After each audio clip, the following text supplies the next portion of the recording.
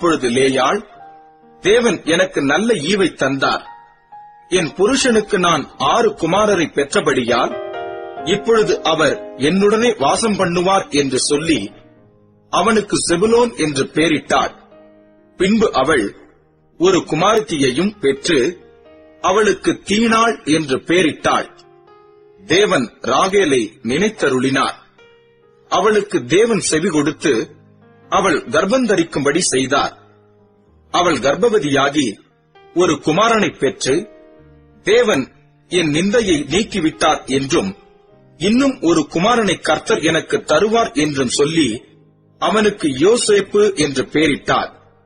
ராகேல் யோசேப்பை பெற்ற பின் யாக்கோபு லாபானை நோக்கி, நான் என் ஸ்தானத்திற்கும் என் தேசத்திற்கும் போக என்னை அனுப்பிவிடும்.